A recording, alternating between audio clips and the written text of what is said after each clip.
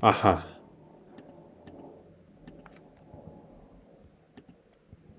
¿Estos?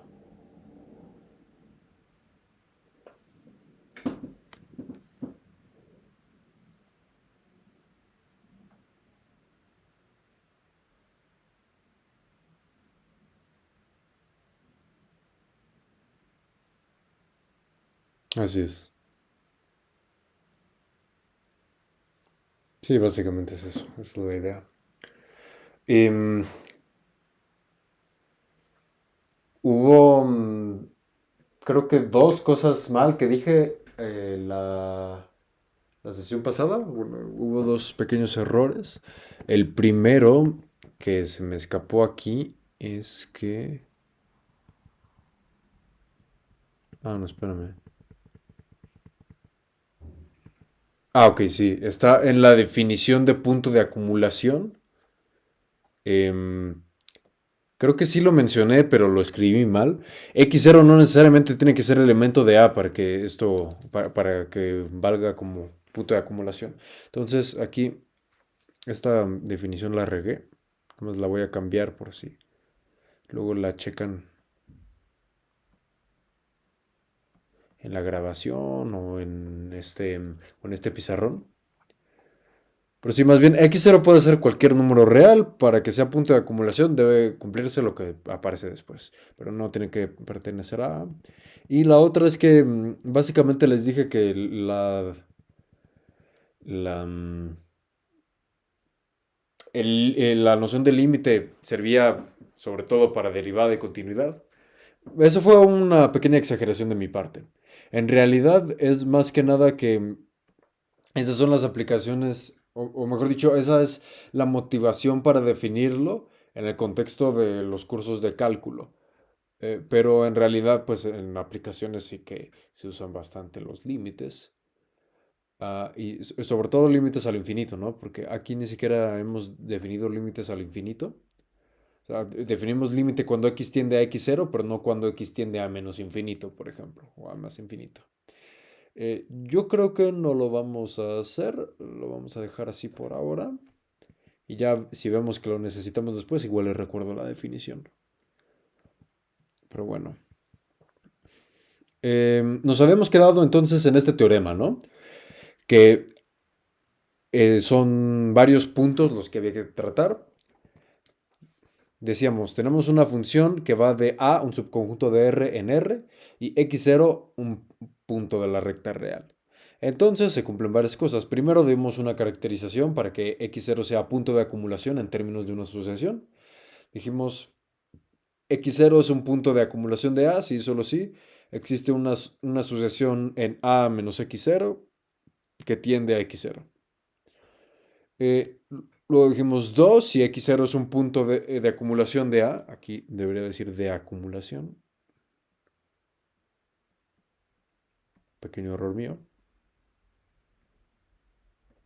Entonces, se va a cumplir que este límite cuando f de x, perdón, cuando x tiende a x0 de f de x es L, esto va a ocurrir sí y solo sí. Para toda sucesión pasa lo que ya habíamos platicado, ¿no? Sí, un poco la idea que habías dado tú, Eduardo, de discretizar el problema.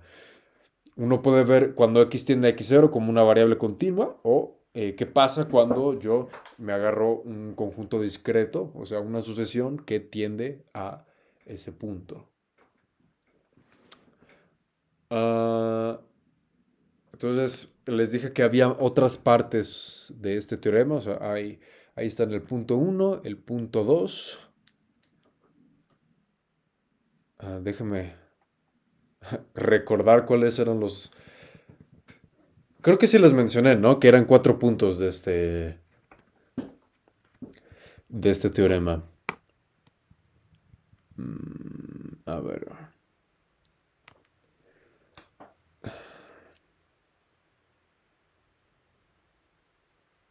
Sí, ni lo tenía anotado, pero ahorita no tengo mi cuaderno. Ahorita no recuerdo cuáles eran los otros dos puntos que les tenía que mencionar. Bueno, luego los recordaré, si no se los recuerdo, se los enunciaré mañana o veré si en el transcurso de la clase me acuerdo ahorita. Em, Pero creo que eso era todo lo de continuidad. O sea, solamente me faltaba recordarles algunas cositas más que iba a poner en el teorema. Luego recuerdo que era. Eh, entonces yo creo que nos vamos a ir hasta arriba a la derecha. Porque me parece que ya podemos empezar con diferenciación o derivación.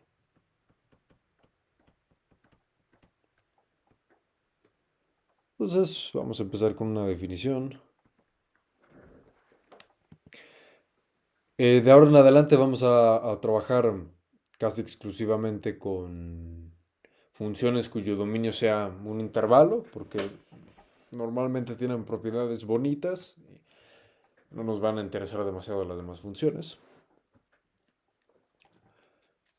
Bueno, no, primero les debo definir qué es un punto de acumulación.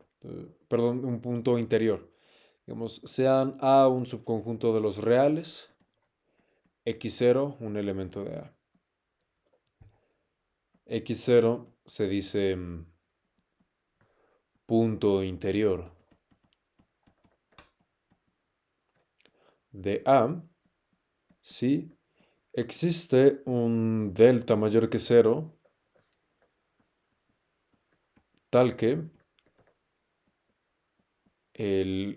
la delta vecindad x menos delta, x más delta, está totalmente contenida en A. ¿Ok? Entonces, ¿qué es un punto interior? Básicamente, dibujito. Digamos que yo tengo A, este intervalo cerrado, ¿no? Es todo este intervalo cerrado. Entonces, este puntito de aquí, este X de aquí, sí sería un punto interior. Este de aquí. Porque yo me puedo encontrar una delta lo suficientemente chiquita de tal manera de que este intervalo, el intervalo abierto, esté totalmente contenido en A. En cambio, si yo me agarro, por ejemplo, el extremo izquierdo del intervalo, entonces este X no es punto interior porque cualquier delta que yo me agarre, no, esta delta de densidad no va a estar contenida en nada porque siempre van a haber puntos a la izquierda. ¿Ok? Así que esta es una pequeña definición que voy a utilizar a la hora de definir la derivada. No es demasiado importante en este punto esa definición. Es un poquito más importante en cálculo 3, pero aún así, igual y en sus cursos sí la habían utilizado, así que yo quiero respetar eso. Pero bueno, básicamente el punto es que eh, X va a ser un punto interior, sí, bueno, pues está en lo que uno entiende intuitivamente como el interior. O sea, no está en el borde del conjunto, no está en el extremo del intervalo, como es en el caso específico que puse allí. Ah, ahora voy a poner definición.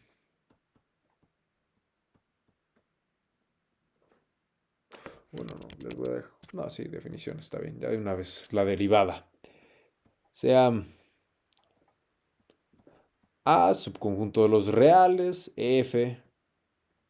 Es más, ni siquiera A cualquier conjunto. Ya de una vez vamos a trabajar con puro intervalo. Sean I, conjunto de R, intervalo.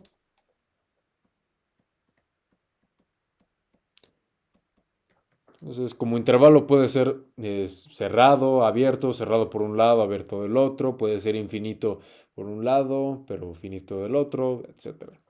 Entonces tenemos I un intervalo y F una función del intervalo en R. Y además, le voy a poner A, elemento de I, punto interior de I.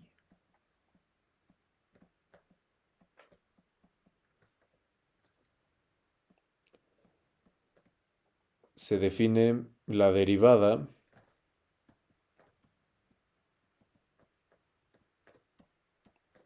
F en A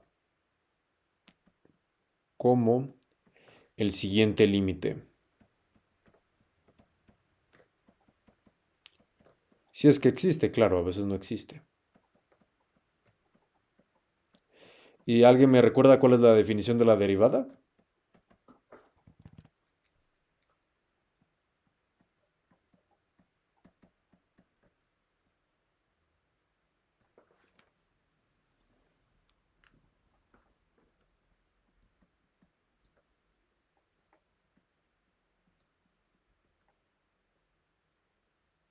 Ok.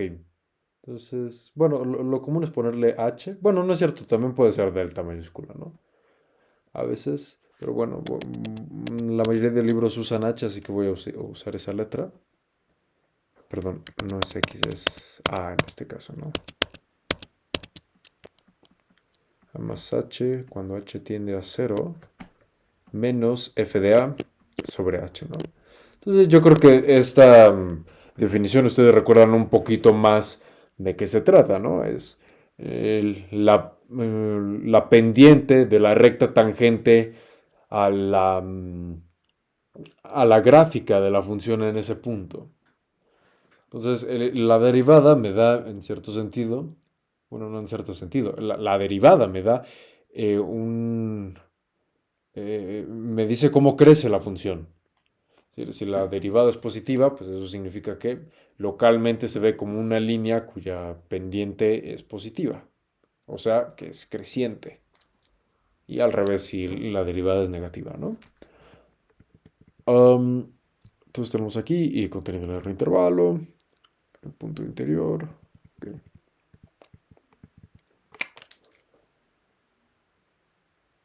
Uh, yo supongo que no hay dudas entonces sobre esta definición.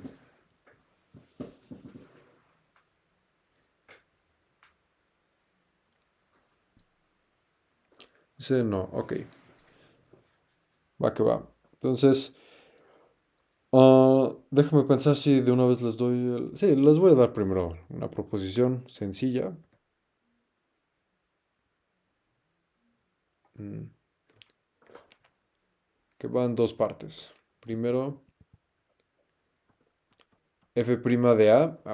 Voy a usar la notación de arriba, ¿no?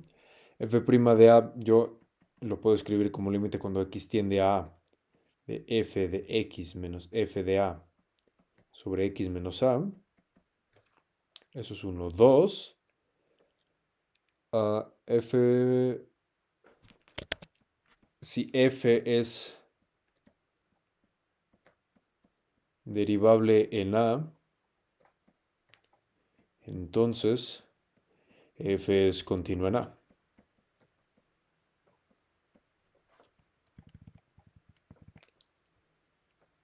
Así que, demostración. No sé si ustedes sepan cómo demostrar la uno formalmente, vamos a decir. O bueno, o informalmente. ¿Recuerdan cómo demostrar que pueden hacer ese cambio en el límite?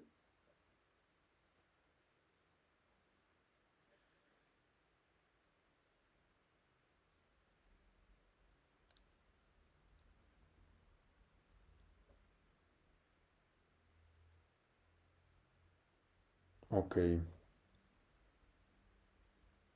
Pregunta, ¿vieron algún teorema como de cambio de variable en el límite para funciones continuas o algo por el estilo? Ok. Entonces, les voy a dar primero la versión un poco informal. Entonces, de manera informal. Tenemos que f' de a es igual al límite cuando h tiende a cero de f de a más h menos f de a sobre h. ¿Mm? Ahora bien, nosotros queremos que en el denominador nos aparezca x menos a en lugar de h menos a. Perdón, en lugar de h. Así que yo voy a hacer un cambio de variable. Voy a decir sea x igual a más h. ¿Por qué A más H? Porque si X es igual a A más H, entonces H va a ser X menos A. Eso por un lado. Y luego, si, si H tiende a cero, entonces X como es igual a A más H, cuando H tiende a cero, esto se hace cero. Y nos queda nada más X es igual a A. O sea, X tiende a A. Luego, de manera de nuevo informal, ahorita, yo puedo poner en el límite, en lugar de h tiende a cero, pues simplemente x tiende a A. O sea, hago el cambio de variable. Y aquí sustituyo. A más h, pues ya vimos que es x. F de x menos f de a. Y h es x menos a. Entonces con eso ya tendríamos el teorema. La manera formal no es muy diferente, o sea, la idea es la misma, solamente habría que formalizar qué significa esto de un cambio de variable. Así que eso fue la manera informal, ahora va la manera formal. De nuevo, bueno, el primer paso simplemente es la definición, ¿no? Así que no hay nada raro ahí. F' de A, pues es eso. Ahora, lo raro es cuando yo digo sea x igual a más h. Más bien lo que hay que hacer es lo siguiente. Lo que estoy haciendo es un cambio de variable. Estoy introduciendo una nueva variable en términos de h. Así que en términos formales, eso en realidad es una función. Una función que a toda h le asocia a más h. Así que primero definimos sea x, una función de variable real con valores reales, que a toda h le asocia a más h. Entonces, en otras palabras, x de h, lo voy a poner un poco más. X de h es igual a más h. Solamente que en vez de x de h, yo le ponía antes x nada más, ¿no? Aquí ya estoy poniendo explícitamente que depende de h esto, porque técnicamente pues, una variable no es otra cosa que una función, en este caso, o sea, es la manera de formalizarlo. Ahora, se tiene que x de h, cuando h tiende a cero, tiende a a. Eso por el álgebra de límites que nosotros ya conocemos. Nosotros agarramos límite cuando h tiende a cero de esto, entonces a es una constante, así que la podemos sacar del límite y nos queda a más cero, que es igual a a. Así que esto ocurre, ¿no? Un poco lo que habíamos puesto acá. Si h tiende a cero, entonces x tiende a a. Es lo mismo. Ahora,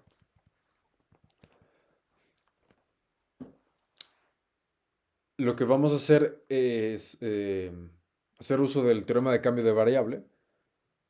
Así que primero lo voy a poner. mm, Voy a escribir nada más los pasos. Y nada más voy a poner un signo de interrogación en donde vamos a usar el teorema y ya abajo enuncio el teorema por si no lo habían visto. Así que f' de a, pues es de nuevo por definición, límite cuando h tiende a cero, de f de a más h menos f de a sobre h. Así que esto lo puedo escribir yo como límite cuando h tiende a cero, de que a más h por definición es f de x de h, ¿no? Perdón, a más h es por definición x de h, así que solamente sustituyo aquí. Luego el f de a lo pongo acá. Y ahora, h yo lo puedo escribir como x de h menos a. Porque x de h es h más a. Así que h más a menos a va a ser h, que es lo que tengo aquí, ¿no?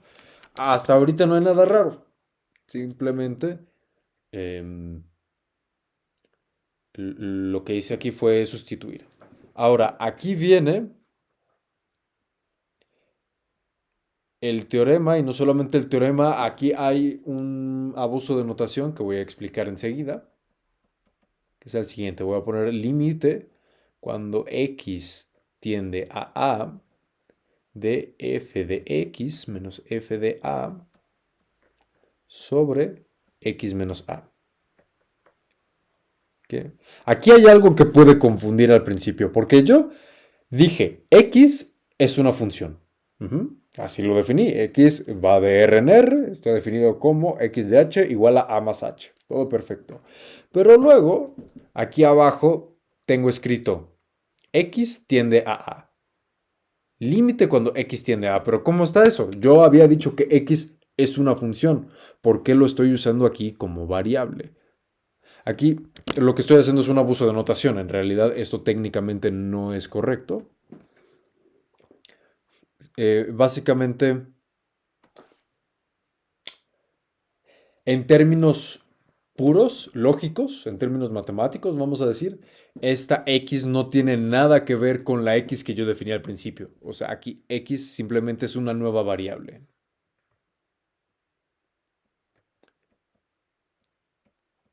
Esto es una nueva variable.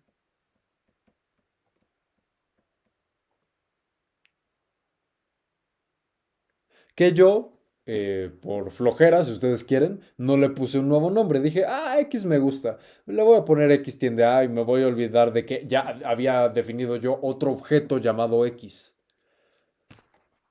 Así que, por eso digo que no es totalmente formal esto, pero es muy útil para la intuición.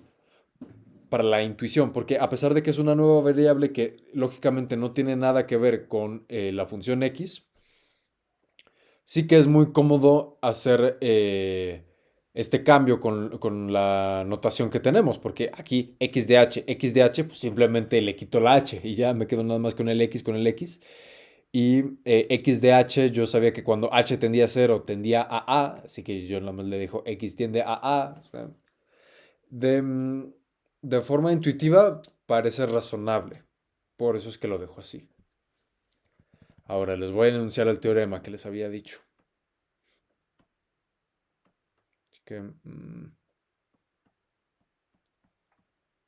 teorema, esto lo voy a poner en una nubecita porque técnicamente esto iba antes, pero olvidé mencionárselos.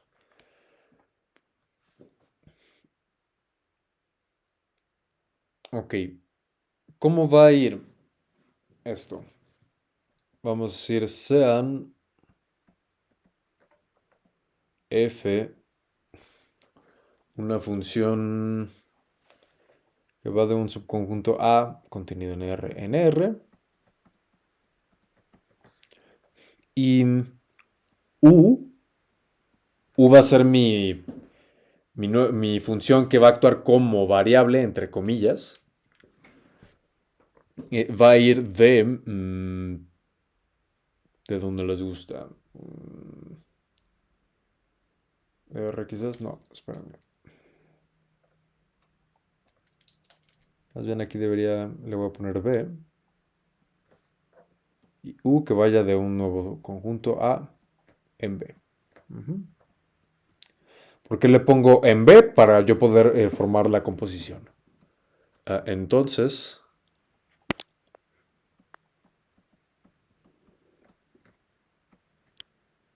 si A en R es punto de acumulación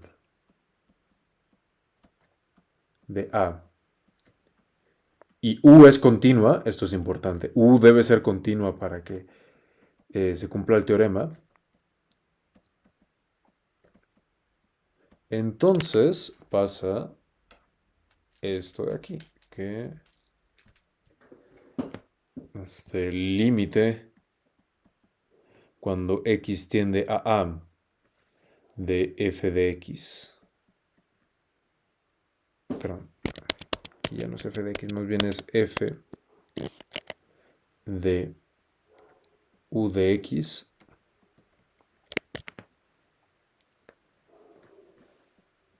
Esto yo lo puedo intercambiar por el límite cuando U tiende a U ser A. Aquí se me olvidó poner hacia dónde converge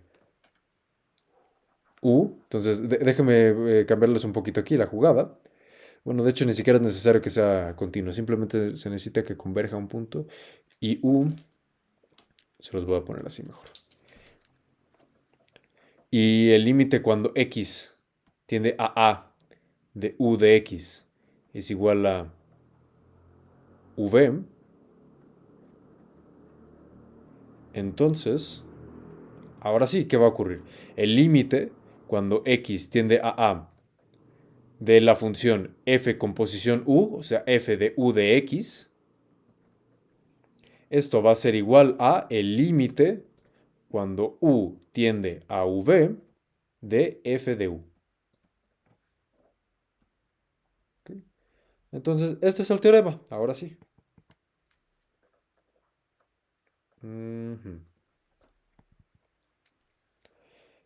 Y de nuevo aquí estoy yo usando un pequeño abuso de notación. Aquí u es simplemente una nueva variable.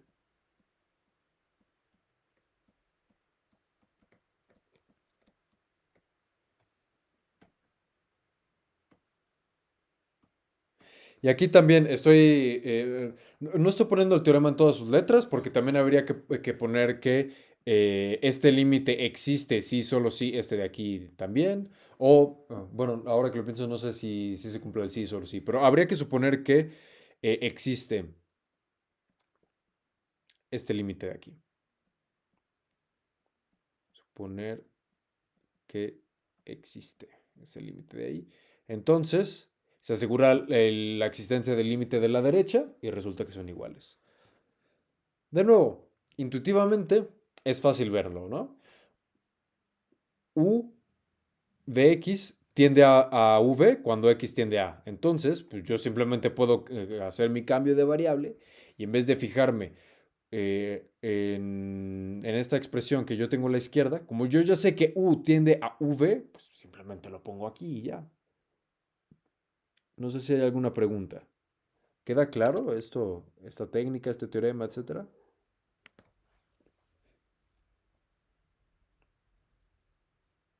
Ahí más o menos. Sí, ok, de acuerdo. Entonces, me pasé un ratito con estos detalles porque creo que a veces no se menciona este teorema en clases. En los libros sí que está. En los libros claro que está, pero hay que verlo. Luego 2.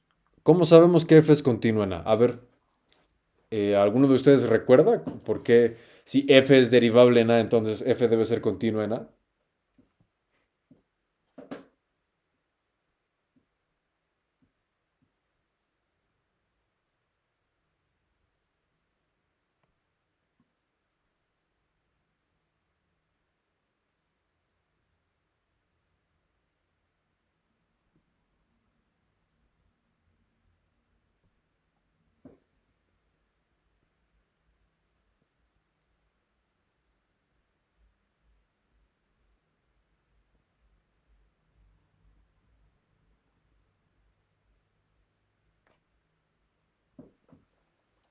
Bueno, entonces les voy a decir rápidamente.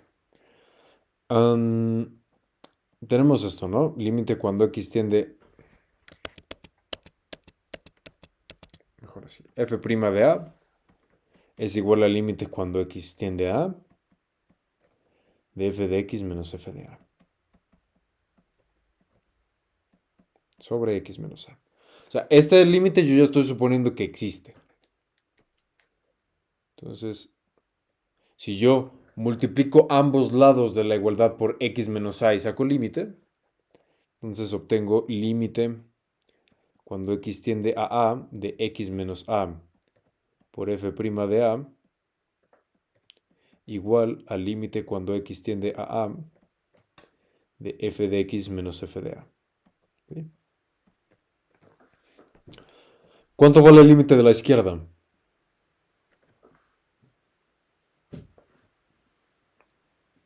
No les pregunto a ustedes. Este límite, cero, claro, porque x tiende a A, entonces x menos A tiende a cero. Por f' de A, esto es una constante, así que se va a cero. Así que cero va a ser igual a límite cuando x tiende a A de f de x. Y yo puedo sacar el f de A restando del límite porque es una constante. Así que simplemente la paso sumando del otro lado y ya tengo que f de A es igual al límite cuando x tiende a de f de x. Por lo tanto, f es continua en A. Y con esto ya recordé cuál era la otra parte del teorema. Una disculpa que ahí se me fue la onda. Pero sí, esto era lo que les quería decir, de hecho, que no les puse esta equivalencia importante para que una función sea continua en un punto, en términos del límite. Se los voy a poner a la izquierda, ¿ok?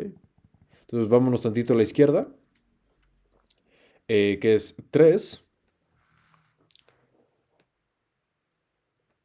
f es continua en x0 si solo si se cumple alguna de las siguientes condiciones.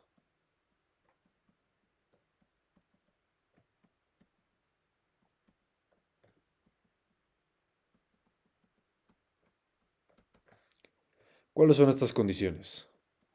La primera es lo que les puse ahí, que el f de x cuando x tiende a 0, a x0, es igual a f de x0. O sea, que primero tengo que pedir que x0 es punto de acumulación de a para poder hablar del límite. 0 es punto de acumulación de a y límite cuando x tiende a x0 de f de x es igual a f de x0, eso es una. Y la otra condición, o sea, solamente se debe cumplir alguna. Si se cumple la primera, ya, f es continuo en x0. Pero hay otra posibilidad. ¿Cuál es esa? Que x0 sea punto aislado de a. Bueno, recordemos que sea punto aislado significa que no es de acumulación. ¿Okay? Entonces aquí tenemos una cosa medio extraña, ¿no? O sea, si tenemos, por ejemplo, esta gráfica, ¿no? X, vemos que f va por acá, aquí termina. Luego, aquí está otro punto random de la función y luego por acá sigue, ¿no? O sea, como que el dominio de la función f de x es todo este intervalo, este puntito y luego todo este intervalo, ¿no? En este caso, uno podría decir, ah, bueno, pues f no parece ser continua porque hay un saltito. El problema es que esa noción de continuidad, de que una función es continua siempre y cuando la puedas dibujar sin despegar el lápiz del papel, solamente es válida cuando uno habla de funciones cuyo dominio sea un intervalo. El dominio de esta función no es un intervalo. Y resulta que esta función es continua. En específico, esta función es continua en este punto de aquí. ¿Por qué? Por definición, básicamente, por la equivalencia que acabamos de dar. Cualquiera de las dos razones es válida. Este punto del dominio es aislado y por lo tanto ya inmediatamente se cumple que la función es continua en ese punto. Puede parecer una cosa medio rara, pero resulta que mm, está bien dejar así la definición de continuidad. O sea, pueden aparecer la carita sorprendida. Sí, es una cosa rara, ¿no? Pero resulta que si descartamos este caso, ya hay... la teoría se volvería más complicada. Pasa un poco como con el conjunto vacío, ¿no?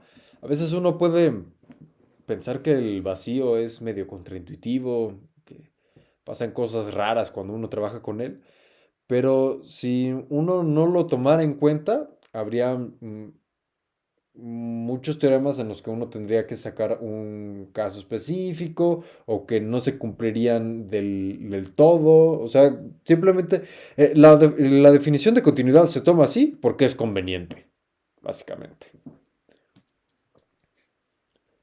Aunque claro que también con esto que acabamos de ver, tiene un poco más de sentido porque la noción de límite, si pedimos que el punto fuera de acumulación. Porque aquí, ¿cuál es el límite de f de x cuando x tiende a x0? No, pues yo no sé, porque x no puede tender a x0 aquí. No hay forma de que x se vaya lo suficientemente pegado acá, así que no tiene mucho sentido hablar de límite. Pero bueno, ¿hasta aquí hay alguna pregunta?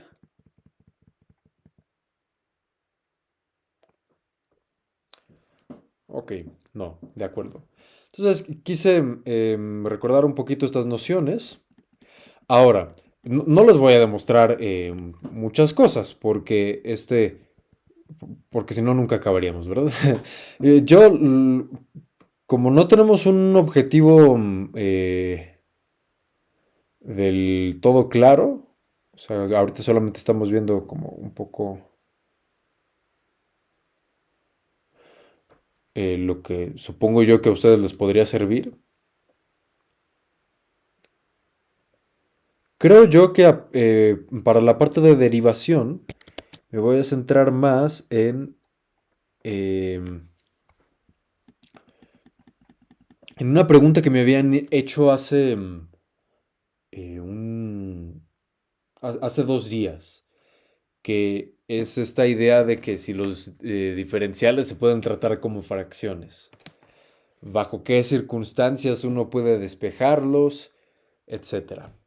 Me parece eso importante porque eso aclara muchas dudas a la hora, sobre todo de trabajar con cosas de física. Ahí es muy común que se usen los diferenciales. Así que para ello primero les voy a introducir una notación am, que seguramente ustedes ya conocen. Notación F' se la va a denotar por df sobre dx, ¿no? ¿Cuál es la idea de esta notación? Bueno, pues que si nosotros nos fijamos en f' de a, pues ¿quién era f' de a? Pues era el límite cuando h tiende a 0 de f de a más h menos f de a sobre h. Hace rato me dijeron en vez de h usar la letra delta. Y eso es perfectamente válido. De hecho, es lo que vamos a hacer ahorita. En vez de h le voy a poner a esto delta x, ¿no? Delta x como la diferencia en x. Y a esto f de a más h menos f de a. O bueno, déjame pensar si... No, no les voy a poner el a más h. Mejor lo voy a trabajar con... No, no, no, estoy divagando. No, sí está bien, a más h. Lo que vamos a hacer es que delta x lo vamos a escribir como h y delta f lo vamos a escribir como f de a más h menos f de a, ¿ok? Así que aquí hay un pequeño abuso de notación, otra vez. Esto yo en verdad debería haberlo escrito como delta f evaluado en h. O sea, estoy definiéndome una función. Una función que a todo h, o sea, en realidad lo que estamos haciendo formalmente es que delta f va de... Bueno, voy a decir ahorita de R en R, aunque puede que el dominio sea distinto. O sea, vamos a suponer que el dominio de f es todos los reales. A toda h le asigna, pues, lo que está aquí escrito. F de a más h menos f de a, ¿no? O sea, esto en verdad es técnicamente lo que se está haciendo, definir una nueva función. Pero Esto pasa muchas veces en cálculo. Bueno, de hecho en todas las matemáticas, pero uno lo ve por primera vez en cálculo. Que se usan a cada rato pequeños abusos de notación porque así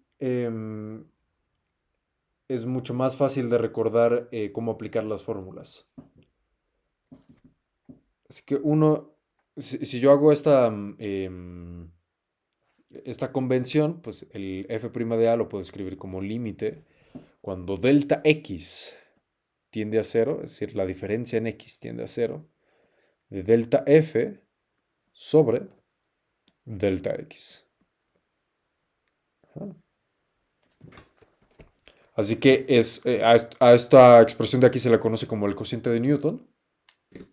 Y cuando esta diferencia en x tiende a cero, es que uno obtiene la derivada. De esto de la diferencia delta f y delta x es que sale la notación esta de aquí, ¿no? Df sobre dx.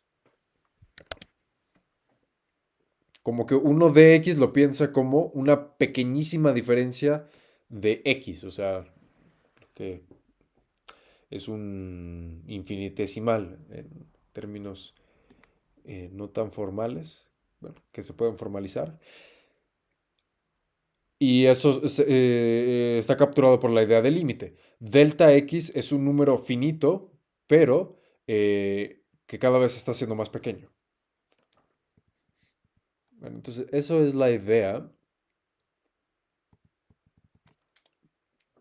pero muchas veces uno ve cosas medio raras, ¿no? Por ejemplo, si uno tiene, no sé, df de x igual a x cuadrada más uno.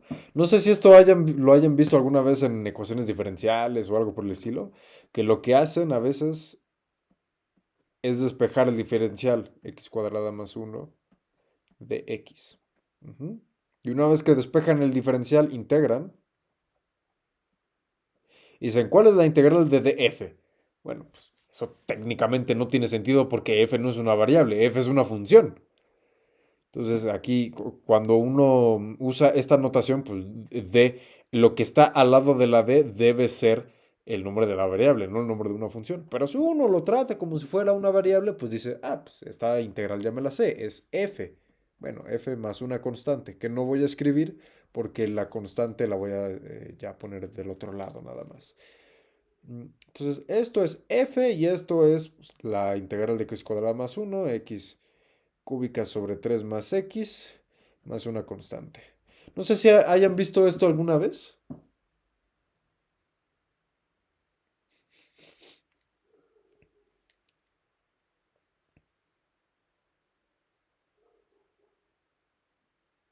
Mm,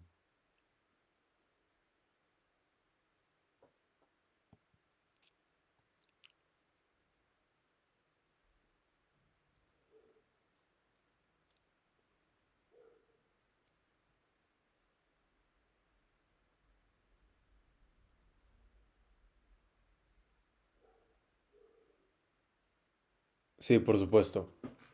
Eh,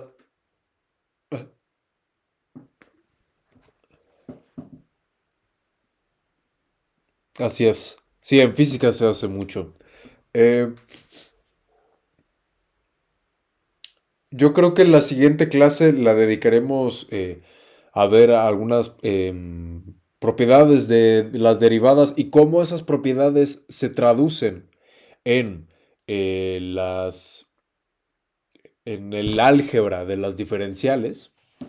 Pero primero les quería enseñar esta porque es la que a veces puede causar más confusión. Bueno, por lo menos a mí me confundió bastante cuando pones de f de un lado y de x del otro. De una vez les digo, lo único que pasa aquí es cambio de variable, el teorema de cambio de variable en integración.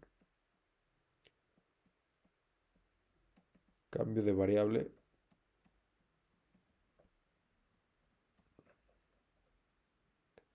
de integrales. Cada vez que ustedes vean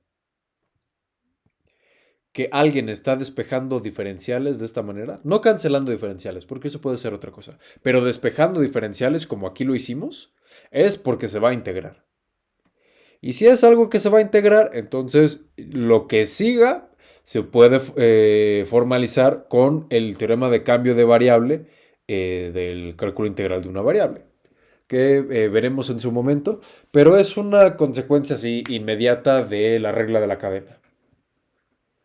Y de la regla de la cadena, pues también salen muchas cosas, ¿no? Sale en cuestión de álgebra de diferenciales. Bueno, no muchas cosas. Lo que sale es que uno puede cancelar diferenciales. Que yo creo que eso veríamos hasta la siguiente sesión. Ah, bueno, me queda un poquito de tiempo aún. Bueno, con este poquito de tiempo nada más les voy a enunciar el álgebra de las derivadas. Que bueno, ustedes ya conocen, ¿no? Pero aún así vale la pena recordar. Y les quiero... Igual les dejo algún que otro ejercicio. Um,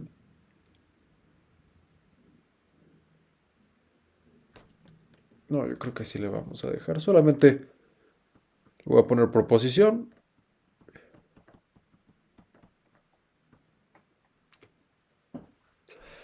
Ah, vamos a decir sean fg funciones de un intervalo y su conjunto de los reales en R. O sea, I es un intervalo. Y A es un elemento de I, que además es punto interior.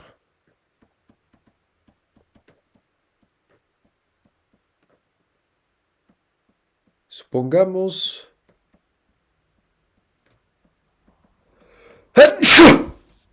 perdón. Supongamos que F y G son diferenciables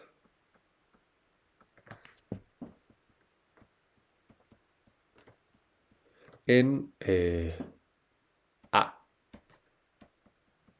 Entonces, ¿qué ocurre? Ay, perdón. Primero,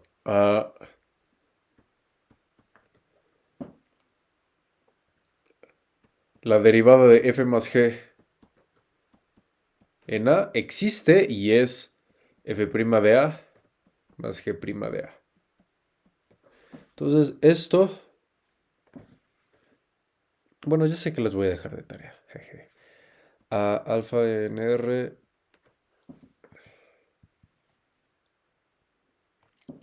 implica alfa f, la derivada de esta función alfa por f' de A es alfa por f' de A. 3 es que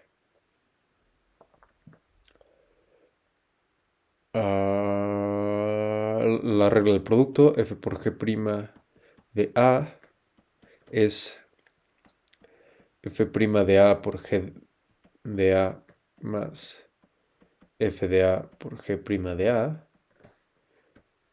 Y 4, si g de A es distinto de 0, entonces f sobre g prima evaluado en A es igual a f' de A por g de A menos f de A por g' de A sobre g de A al cuadrado. Ajá. Sí, sí lo tengo bien. Sí, me parece que sí. Y bueno, 5 es un caso particular de 4. G de A distinto de 0 implica f sobre... No, ¿cuál f sobre g? 1 sobre g prima de A. Esto es igual a menos 1 sobre g de A cuadrada. Aquí debería decir g', mejor dicho. G' de A. ¿Ok? Perdón. Supongo que ustedes ya conocían estas reglas de sobra. Lo que les voy a a dejar de tarea es lo siguiente. Un ejercicio.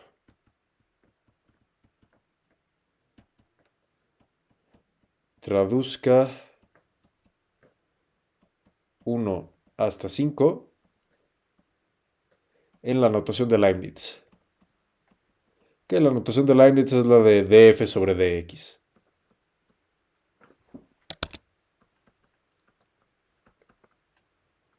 Así que nada más por no dejar. El 1. El 1. Ah, bueno. Aquí se los puse nada más para un punto, pero con el ejercicio que les acabo de dejar, sería mejor que supusieran que son derivables en todo el intervalo, ¿no? Entonces, por ejemplo, en la primera, pues se tiene que la regla es f más g prima, perdón, f más g prima es f prima más g prima, ¿no? Ya sin evaluar en ningún punto, ¿no? O sea, yo estoy diciendo de que esto es una igualdad de funciones. Entonces, esto, pues, ¿cómo se vería en notación de Leibniz?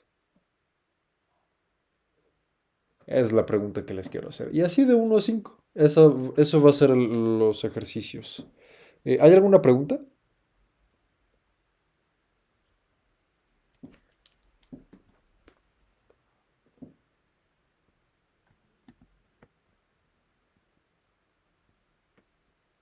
No. Ok.